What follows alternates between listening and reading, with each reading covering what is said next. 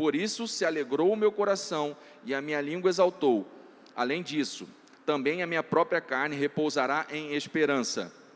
Aí ele explica, ele fala o versículo, continua falando aqui, porque não deixará a minha alma na morte, nem permitirá que o teu santo veja a corrupção. Fizeste-me conhecer os caminhos da vida, encher-me-ás de alegria na tua presença. Irmãos, seja-me permitido dizer-vos claramente, agora ele explica, a respeito do patriarca Davi. Ele morreu e foi sepultado, e o seu túmulo permanece entre nós até hoje. Sendo, pois, profeta, e sabendo que Deus lhe havia jurado, que um dos seus descendentes se assentaria no seu trono. Prevendo isso, referiu-se a quê? A ressurreição de Cristo, que nem foi deixado na morte, nem o seu corpo experimentou corrupção. A este Jesus Deus ressuscitou, do que todos nós somos testemunhas. Exaltado, pois, à destra de Deus, tendo recebido do Pai a promessa do Espírito Santo, derramou isto que vedes e ouvi. Porque Davi não subiu aos céus, mas ele mesmo declara: disse o Senhor ao meu Senhor: assenta-te à minha direita, até que eu ponha os teus inimigos por estrado dos meus pés. Esteja absolutamente certa, pois a casa de Israel, de que a este Jesus que vós crucificastes, Deus o fez Senhor e Cristo. Amém, irmãos? Nesse momento, logo após o Pentecoste, ele prega, e ele cita o Salmo 16, cita o versículo 9 e 10, e nessa citação, ele cita o Salmo e explica, em outras palavras, ele fala assim: olha, Davi pereceu, Davi que escreveu esse Salmo pereceu, então ele não está falando de Davi, ele está falando de Jesus que ressuscitou. Vamos agora no livro de Atos, capítulo 13, para também fechar o raciocínio aqui.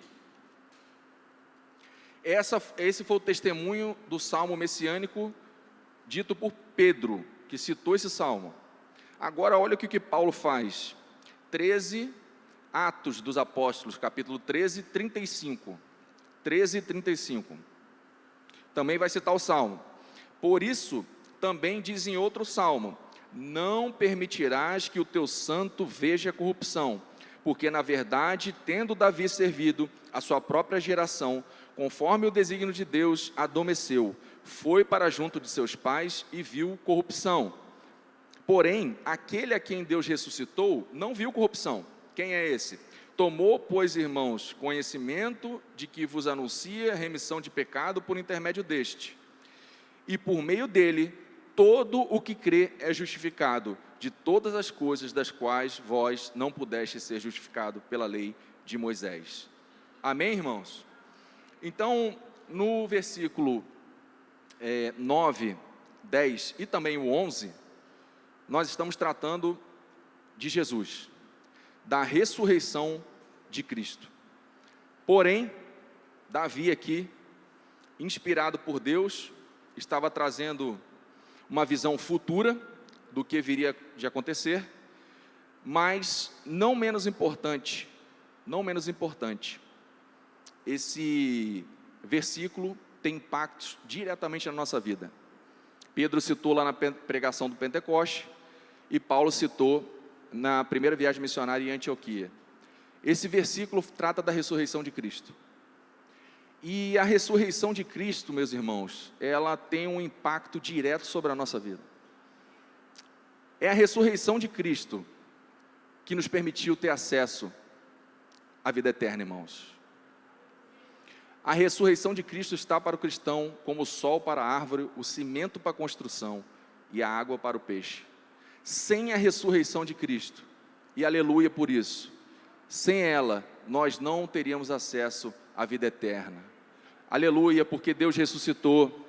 Aleluia, porque o corpo dele não, a corrupção aqui fala da morte. Jesus não viu a morte, pelo contrário, tragada foi a morte. Ele conseguiu vencer a morte e hoje vive e reina para sempre. E nós, pela misericórdia de Deus, nós temos acesso a essa ressurreição. E Jesus disse: aquele que crê em mim, ainda que morto, viverá. E ali ele estava falando da ressurreição, meus irmãos. Nós temos uma viva esperança, que é a ressurreição de Cristo na nossa vida. Aleluia.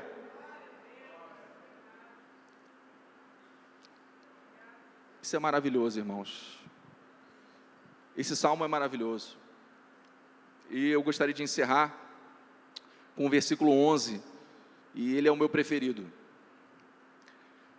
Tu me farás ver os caminhos da vida, na tua presença há plenitude de alegria, na tua destra delícias perpetuamente. Irmãos, uma vez permita aqui contar um episódio rapidamente pessoal. Eu estava numa igreja e um determinado senador da República foi lá. E ele, nessa igreja,